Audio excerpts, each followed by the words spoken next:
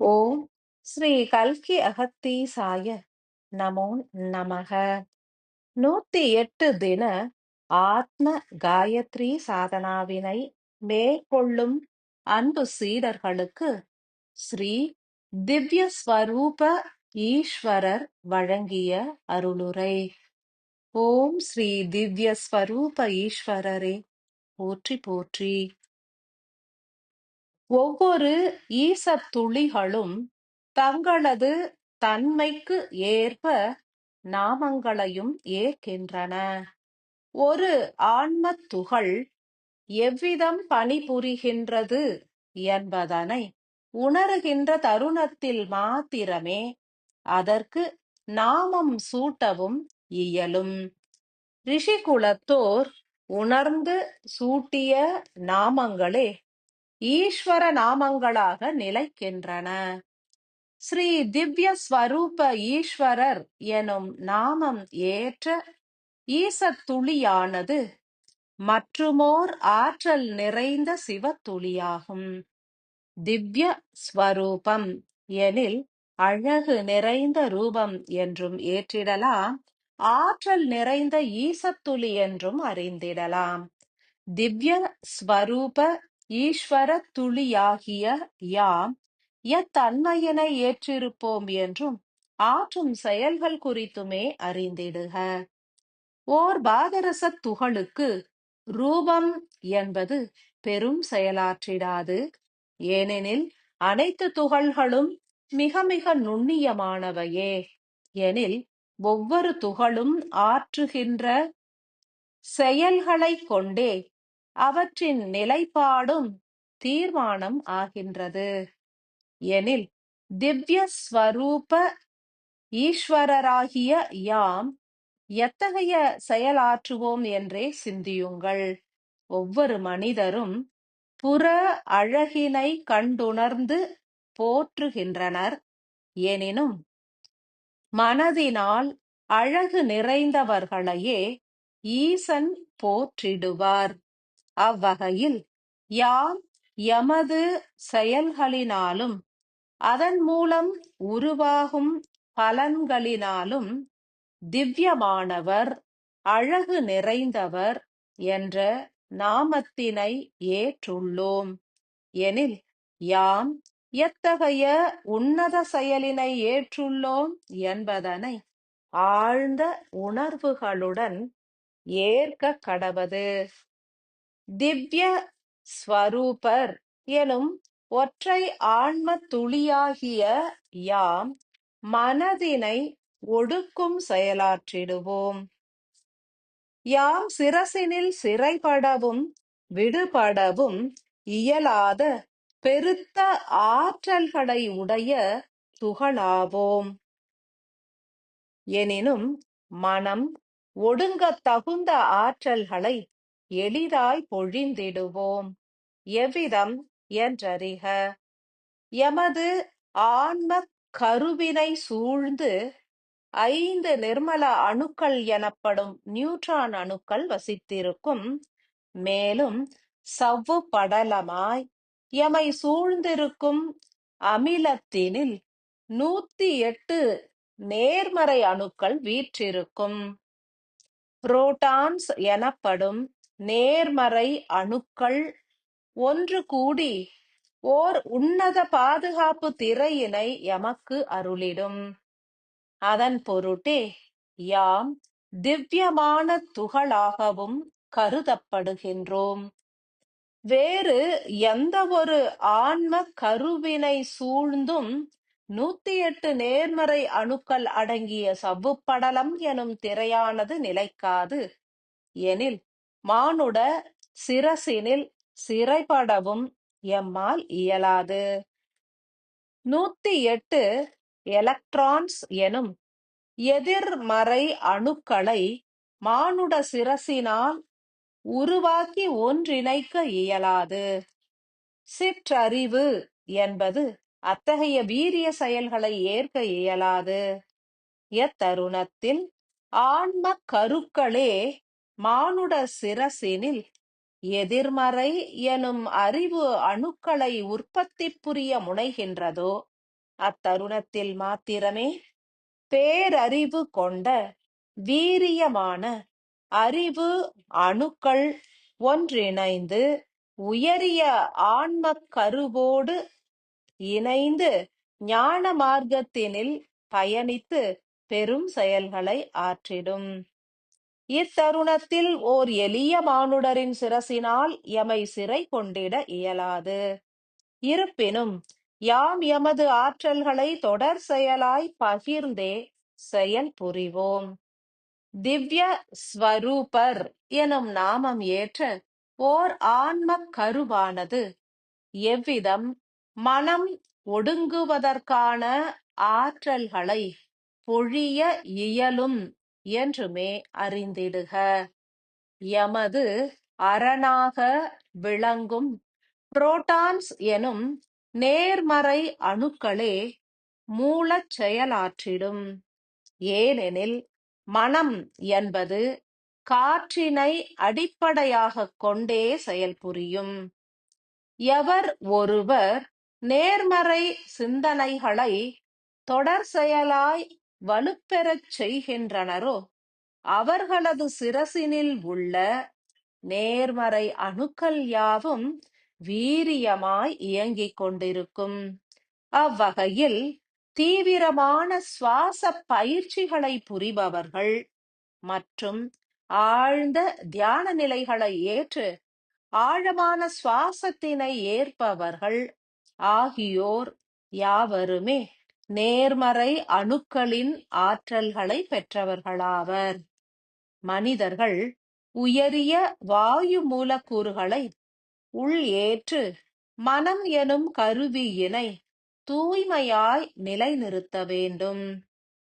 சுவாசம் என்பது அகத்தினாலும் புறத்தினாலும் தெளிவுற வேண்டியது அவசியமாகும். புறத்தினில் இயற்கை சூழல்களை ஏற்க வேண்டும். அடர்ந்த விருட்சங்களை சூழ்ந்து வாழ்வது, உயரிய நீர்நிலைகளின் அருகினில் வசிப்பது, மலை உச்சத்தில் வாழ்வது போன்ற புறச் செயல்களின் மூலமும் இயற்கையான பிராண காற்றின் மூலக்கூறுகள் ஒரு மனிதரால் எளிதில் ஏற்கப்பட இயலும். மேலும் அகமார்க்கத்தினில் சுவாச பயிற்சிகளை ஏற்பது, அமைதியாய் வீற்றிருந்து இறை குறித்து தியானித்து செயல்புரிவது ஆகிய செயல்களின் மூலமும் உயர்ந்த பிராண காற்று உள் ஏற்கப்படும். மனம் என்பது பிராண காற்றினை சார்ந்தது எனில் உயரிய பிராண காற்றின் உன்னத மூலக்கூறுகள் ஒரு மனிதரால் ஏற்கப்பட்டால் அவர்களுடைய மனம் எனும் காற்று கருவியானது நேர்மறை அணுக்களில் நிலைத்தே செயல்புரிந்திடும். அத்தருணத்தில் உதிக்கும் எண்ணங்கள் தெளிவாகவும் நம்பிக்கையினை அருளிடும் வண்ணமும் நிலைத்திருக்கும். மன அமைதி பெருகும். தீவிர ஆசைகளும் பற்றுகளும் உதிர்ந்துவிடும். எனினும் கலிகால மானுடர்களுக்கு உயரிய புறச்சூழல்கள் அமைவதில்லை. அகச்சூழல்களும் தெளிவுற அமைவதில்லை. சுவாச பயிற்சிகளையும் தியான நிலைகளையும் பலரும் ஏற்பதும் இல்லை. அதன் பொருட்டே பிராண வாயு என்பது ஓர் அணுவின் மையம் வரை பாய்ந்து சென்றிட இயலாத நிலையில் புறத்தினில் சூழ்ந்திருக்கும் எதிர்மறை அணுக்களிலேயே நிலைத்து விடுகின்றது. மனம் என்பதும் ஆங்கேயே நிலைக்கின்றது. அதன் பொருட்டே மனிதர்களுக்கு எதிர்மறை சிந்தனைகள் வலுக்கின்றன, தீய சிந்தனைகள் பெருகுகின்றன. மேலும் பயமும் நம்பிக்கையற்ற தன்மையும் உருவாகின்றது. ஸ்ரீ திவ்ய ஸ்வரூப ஆன்மத் துகளின் பணி என்பது அனுதினமும் சிரசின் உச்சத்தினை அடைந்து கபால வாயிலின் மூலம் உன்னதமான நேர்மறை அணுக்களின் ஆற்றல்களை பொழிவதாகும். மனிதர்கள் எவ்விதம் வேண்டுகின்றனரோ அதற்கு உரித்தான ஆற்றல்களே ஒழியப்பட இயலும். எனில் அனைவரும் நேர்மறை எண்ணங்கள் பெருக வேண்டும் என்றும் பற்பல பய உணர்வுகள் விலக வேண்டும் என்றும் பிரார்த்தித்து செயல்புரியும் தருணங்களில் யாம் எமது நேர்மறை ஆற்றல்களை அதிக அளவினில் பொழிந்து காத்திடுவோம். எமை அறியாத நிலையிலேயே மானுடர்கள் இறைவனிடம் நேர்மறை ஆற்றல்கள் பெருகிட பிரார்த்திக்கின்றனர். எமது நாமத்தினை உரைத்து யாம் கபால வாயிலின் மூலம் பொழிகின்ற குளிர்ந்த பிராண வாயு எனும் நேர்மறை ஆற்றல்களையும் அனைவரும் உணர்ந்து கொண்டால் நன்று. ஏனெனில் யாம் அழைக்கின்ற தருணத்திலெல்லாம் கபால வாயிலின் அருகே பயணித்து குளிர்ந்த காற்றினை சிரசிற்குள் செலுத்திடுவோம். இத்தருணத்திலோ ஸ்ரீசக்கர தியானங்களை ஏற்று கருணை எனும் வாயில் பூரணமாய் திறவு கொண்டிட காத்துள்ள அன்பு ஆன்மாக்களுக்கு யாம் கபாலம் கடந்து சிரசினுள் பிரவேசித்துள்ளோம். உயிர்கூட்டினை சூழ்ந்து வாழ்கின்ற ஓர் உன்னத அணுவாக நிலைத்திருப்போம். தேவியரின் ஒடுக்கத்தின் மூலம் யாம் ஈர்க்கப்பட்டு சிரசினில் நிலைநிறுத்தப்பட்டிருப்பினும் எம்மால் உருகி கரைய இயலாது என்றும் எமது ஆற்றல்களை அளப்பரிய அளவினில் பொழிந்திட இயலும் என்றுமே அறிய கடவது.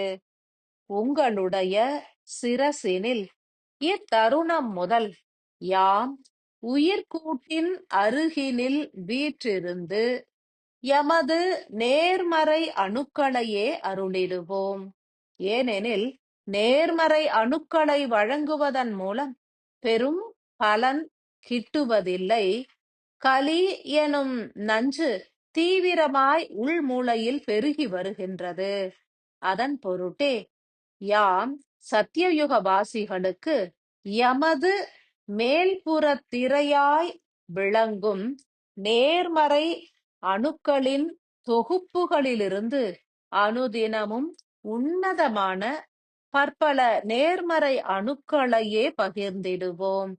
ஏனெனில் எத்தருணத்திலும் எமை சூழ்ந்து 108 நேர்மறை அணுக்கள் நிலைக்க வேண்டும் என்பது ஈசன் எமக்கு அருளிய வரமாகும். அதன் பொருட்டே யாம் பகிர்ந்து செயல்புரிய முனைகின்றோம். திவ்ய ஸ்வரூப ஈஸ்வரரே என்று உருகி உணர்ந்து எமை அழைக்க யாம் உங்களது உள் மூளை முழுவதும் நேர்மறை அணுக்களால் நிறைத்திடுவோம். எனில் மனம் என்பது ஒடுங்கத் துவங்கும். நேர்மறை ஆற்றல்கள் சிரசினில் பெருகும். பிராண சக்தியும் பெருகும். மனம் என்பது எங்கு அதீதமான ஆற்றல்கள் உள்ளதோ ஆங்கே ஒடுங்கி பணிபுரியும் தன்மை கொண்டது. அறிவு அணுக்களின் வெப்பத்திலிருந்தும் அறியாமை எனும் நச்சு கழிவுகளிலிருந்தும் இணைந்து இயங்கிய மனம் என்பது மெல்ல மெல்ல உள் ஒடுக்கம் கண்டு எமது நேர்மறை அணுக்கள் வெளிப்படுத்தும் குளிர்ந்த காந்த அலைவரிசையில் நிலைத்து இயங்கத் துவங்கிடும். விரைந்து அனைவரும் உங்களுக்குள் நிகழ்கின்ற மாற்றங்களை உணரலாம். மனதினில் நேர்மறை எண்ணங்கள் பெருகிடும். அன்பு பெருகும். பய உணர்வு, இயலாமை போன்ற தீய உணர்வுகள் விலகிவிடும். மனம் ஆழ்ந்த அமைதியினை ஏற்கும். அனைத்தும் இறைவனின் செயல் என்ற உன்னத சத்தியம் வெளிப்படும். சுவாசத்தில் மாற்றங்கள் உருவாகும். ஆழ்ந்த அமைதியான சுவாசம் என்பது சித்திக்கும். மனமும் ஆனந்தத்தினை வெளிப்படுத்தும். எத்தருணங்களிலெல்லாம் உங்களுக்கு மனம் ஒடுங்க மறுக்கின்றதோ அத்தருணங்களில் பன்முறை எமது நாமம் உரைத்து அழைத்திடுங்கள். உடன் சிரசினில் நேர்மறை அணுக்களை அதீதமாய் பொழிந்து காத்திடுவோம்.